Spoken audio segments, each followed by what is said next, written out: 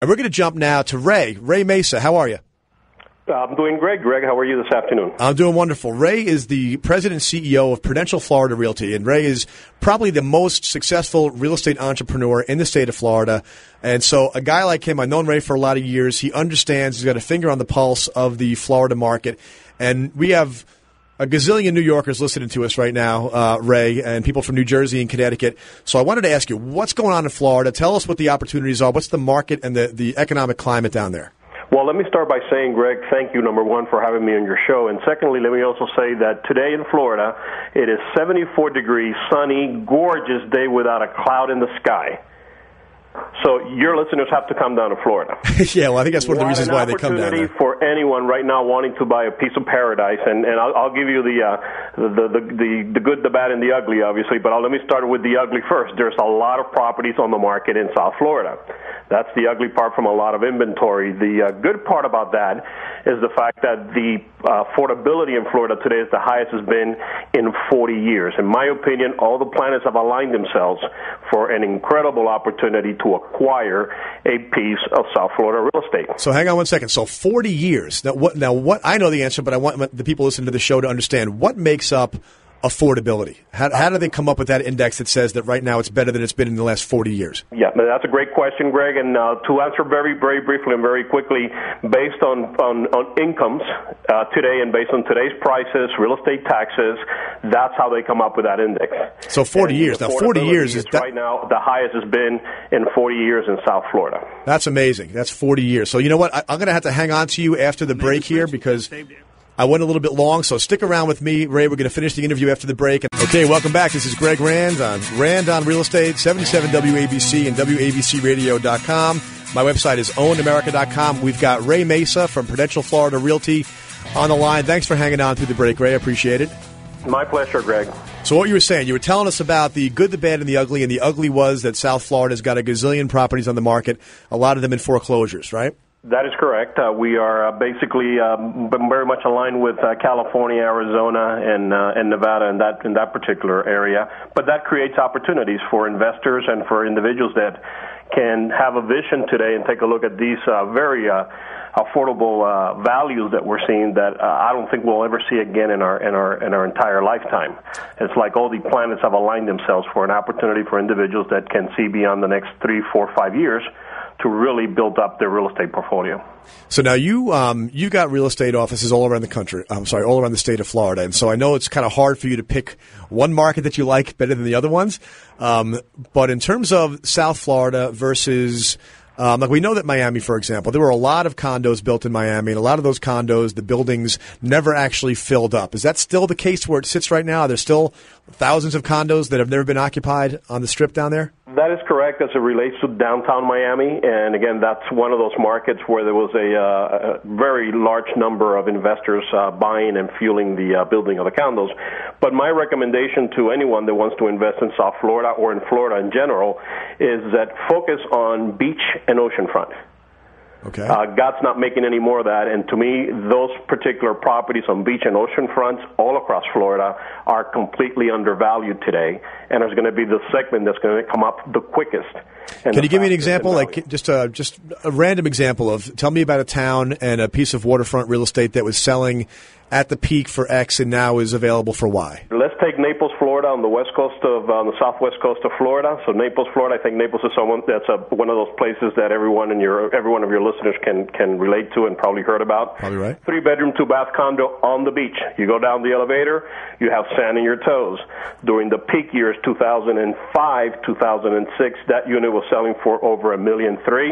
Today, you can pick up that unit for $700,000 to $800,000. 7 to 8. Okay. And so there people. Here's the reality, Greg. If I may interrupt you just for a second, is that the fact that builders cannot reproduce that condo for that price.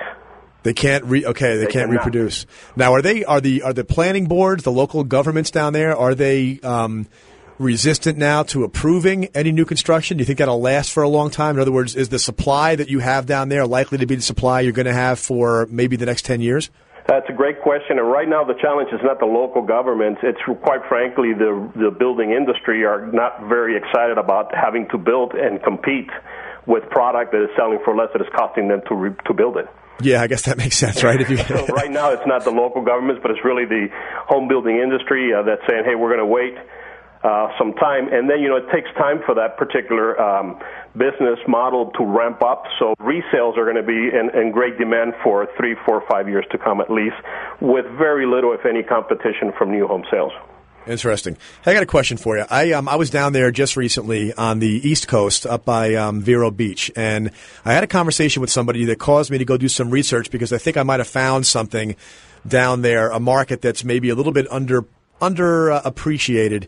And that is the Space Coast down there by the waterfront near Cape Canaveral. You guys do business down there? We do not have offices there. We do not service that market, and that's a market that, quite frankly, even during the boom time, was not getting up to speed as quickly as the rest. We really focus on areas that are highly populated. Okay, because that's whenever I think of Florida, and this goes to the principles of real estate wealth, and I promised the people listening that I would share them with them, and I'll just go through it right now while you're on the line with me, is that there are 5 principles that I've learned over years of working with professional investors, that these people tend to abide by these principles even though they don't articulate them this way. Number 1 is that timing is everything. And there's no question. You mentioned the affordability being 40 years, the best affordability in 40 years. That would certainly indicate that we're at least in the zone of where the timing in Florida, given the fact that the population of baby boomers that are leaving the population centers in the Northeast, heading down to Florida for the climate, and because so many of them have bought there previously, have been going there for vacation, there's a familiarity there that is driving population growth down to Florida. So timing is obviously, if not perfect, it's getting pretty close. Number 2 is the idea of buy to hold. I didn't say buy and hold, because if you buy to hold and you flip because the opportunity arises, that's wonderful. But one of the reasons why, for example, Miami or some of the South Florida highly over-leveraged and overdeveloped areas have gotten hurt is that a lot of those speculators came in and they bought with no intention of holding for a day, right? They bought with the intention of flipping as soon as they took possession of it. And what a lot of them got stuck with is that the market wasn't cooperating at that time. And so I think that the South Florida market illustrates how you can do principle number 2 wrong, where if you bought something that you could rent and then everybody around you bought to flip, if they went and flipped, it would affect your property value. But at least you could rent yours out and ride the market out and give yourself the luxury of having better timing. So that's number 2. Number 3 relates to it, and that's cash flow equals staying power. Because if you go through these, timing is everything. You want to buy to hold so you can select your own timing. But cash flow, meaning you rent it out for enough where you can cover, at least mostly cover your expenses, that gives you the power to be able to hold on until the timing is right. And then the 4th one, which is the one that really applies to Florida, is that appreciation equals wealth.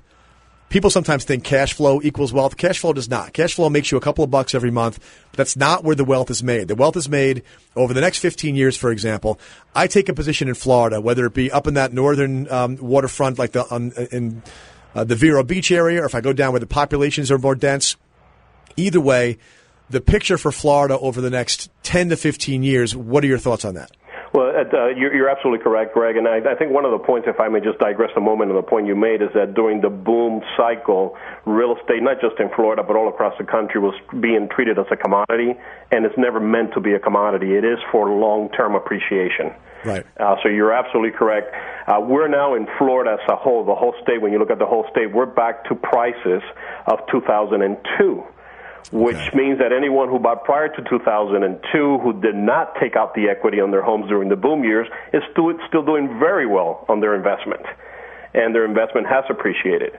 The next 10 to 15 years, and I like to take first the next 5 years, I see Florida, again, as a great opportunity for those individuals with long-term investment in their portfolio to acquire incredible properties at very, very undervalued prices, in my opinion. Well, you know what? I share your opinion, and I don't do business in Florida per se, but I've always appreciated the fact that when you can take a step back and look at real estate with a big picture view, that 30,000-foot view, you want to know where the people are going, why they're going there, and is that likely to change? And I use the analogy frequently of the forest fire versus the glacier. Which one wins that battle of nature? And the glacier always wins. Florida may be having a forest fire right now, but the glacier's on the way, and that's the population migration. So thank you very much, Rei, for being with us. They can find you. What's your website again? It's PrudentialFloridaRealty.com. PrudentialFloridaRealty.com. And that's Rei Mesa. He's the president and CEO of Prudential Florida Realty. Terrific guy. Thank you so much for the information. And we're going to wrap it up now. My name is Greg Rand. This is Rand on Real Estate, brought to you by OwnAmerica.com on 77 WABC and WABC Radio.